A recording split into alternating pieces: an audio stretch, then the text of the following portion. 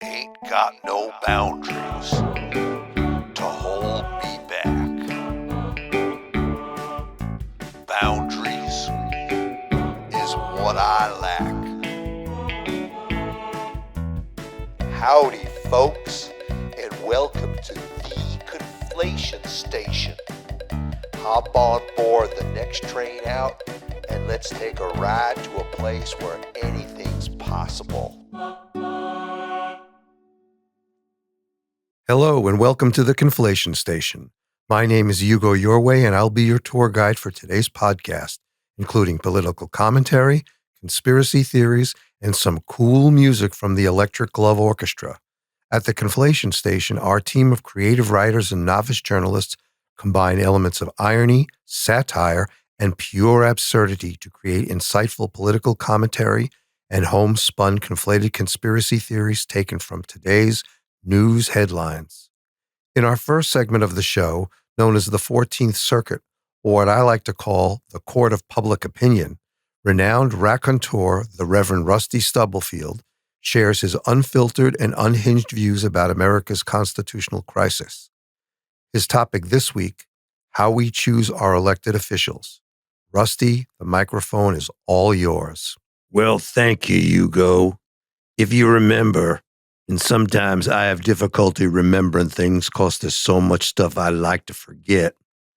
But if you remember last week, I referred to elections, and I'm quoting myself, as a pretty little popularity contest. And that in the great United States of America, and here I go quoting myself again, that in the USA, elections is based on popularity, not competence. In that podcast, I also said that there's got to be a better way to pick our leaders. So let's talk some about the election process. I like to think of it as more of a hiring process. You know, sort of like if you're running a business and you get to pick who's going to be working for you. You know, in point of fact, these elected officials, they is working for you. Well, at least they're supposed to be working for you. They're supposed to be doing the people's business, not the dumb shit self-promotion stuff they's doing today. Pardon me, I digress. In my experience, when you're hiring someone to do a job, any job, including the president of these United States, the most important thing you got to do is figure out whether they is qualified or not. Now, how do you do that? Well, the first thing you do is to take a hard look at their resume. You know, that piece of paper that says where they worked before and what relevant on-the-job training they have. Now, we don't do that when it comes to picking our elected officials, do we? We just raise our hands like we did in grade school to pick our class president. But the US of A ain't no third grade classroom, is it? The job of the president is running one big-ass country. And I'm afraid that after 250 years worth of elections, this here voting process that our founding fathers put in the Constitution has gone a long way towards running this country way into the ground. Now, I'm not proposing we go back to having a king, although some ways it feels like we're heading in that direction. I'm thinking that we need a hardcore vetting process that weeds out those folks who can't even screw in a light bulb, let alone run a country. My friends, before you buy a car or truck, don't you check under the hood? Now, after you goes through sorting out those resumes to see who is and who ain't qualified, you throw some of those resumes in the wastebasket. And by the way, you tell the people whose resumes were tossed in the rubbish why they's not qualified and what they have to do to get qualified. Then, out of the ones you think is qualified, you call them in for a meeting and you ask them a whole bunch of questions about themselves and their work experience to see how well they can articulate if they's qualified for the job. You just damn interview them. And by now, you're probably asking yourself, the way our government is set up, who's going to be interviewing the candidates to ask them those tough questions? Well, the way the process works, you and me get to do that. But what the hell do you and me know about running a country? Not much. So we listen, we nod our pretty little heads to be agreeable and polite, but we don't really know who is qualified, do we? So we need to bring in some experts. When we's looking at choosing a president, the experts are those folks that have experience being the president. Yeah, now some of those former presidents will be Democrats and some will be Republicans. But that don't matter because they is working off the same sheet of paper with what's known as objective criteria. These criteria is based on the requirements for the job. Like a job description.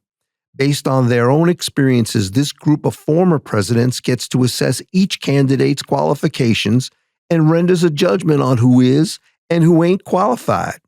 Now, just to broaden out the pool of those folks participating in the vetting process, we should probably throw in some other folks who had experience working closely with past presidents. Some former cabinet members, Senate leaders, and speakers of the House of Representatives. Now, when all the vetting is done, this panel of experts tells us, the American people, who's qualified for the job, and they send out a report to every registered voter, sharing their findings 1 month before Election Day. There ain't no money spent on campaigning. There ain't no primaries. There ain't no debating. There ain't no spending money on annoying and lying TV advertisements. And there will be no need for months of squabbling around partisan politics. Shit. If all of the folks who's running for president are qualified, then picking any one of them is more likely to result in our getting someone who can do the job than the process we have right now. So instead of fighting with each other over a bunch of presidential wannabes for months and months and wasting billions of dollars doing so, let's you and me, we the people, work together to change the Constitution to get this damn thing right.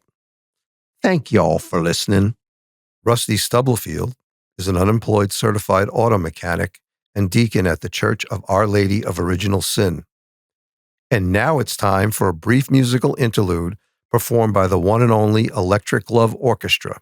Stay tuned, and we'll be right back with this week's Conflated Conspiracy Theories.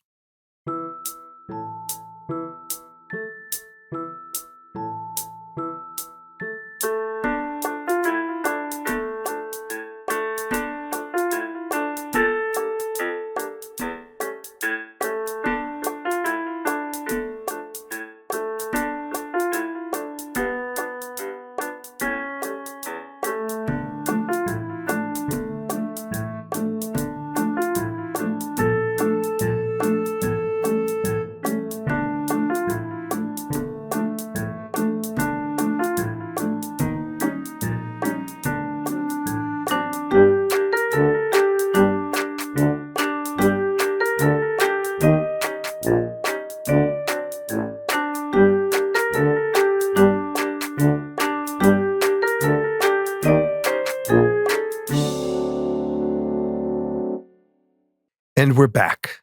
In our next segment, we'll be sharing various homegrown conspiracy theories that have been developed by our staff of creative writers and novice journalists who believe first and foremost that at the Conflation Station, anything is possible.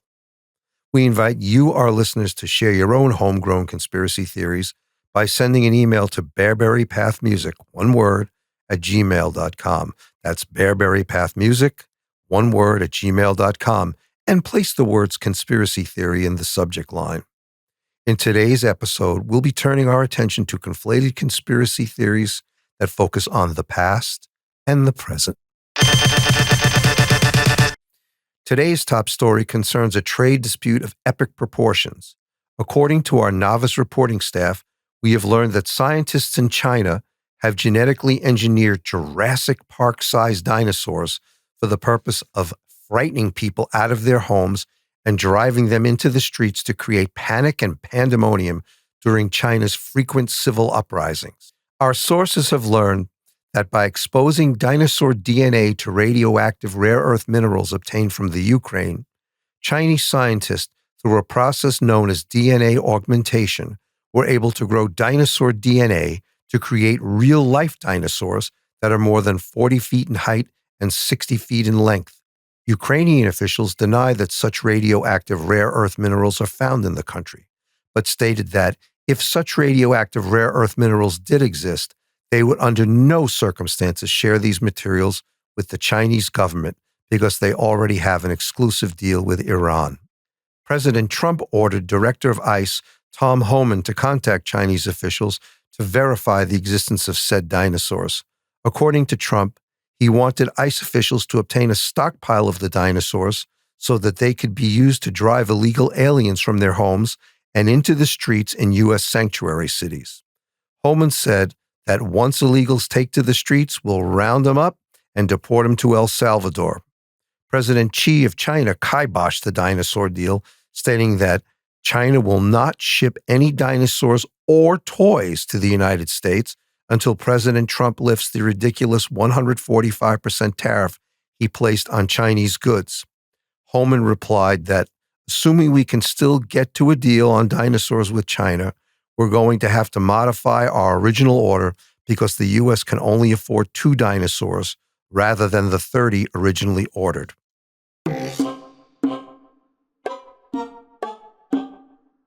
Our next story involves a local school district located in the state of Texas.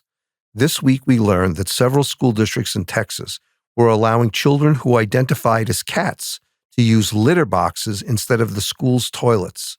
In response, Texas Representative Stan Gertis filed a bill that would outlaw this practice. However, upon further investigation, our team of novice reporters uncovered that the use of litter boxes in Texas was just the tip of the iceberg, and that similar practices were taking place in schools across the country. For example, in Georgia, students with reported cases of head lice were required to wear flea collars. In Tennessee, in an effort to conserve water, high school students were required to drink out of troughs.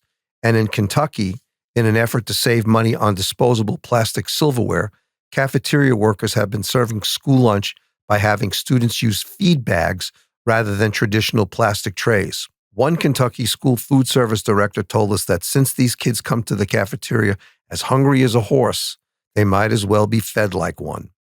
In one school district in Kentucky, hay has also become a popular menu item.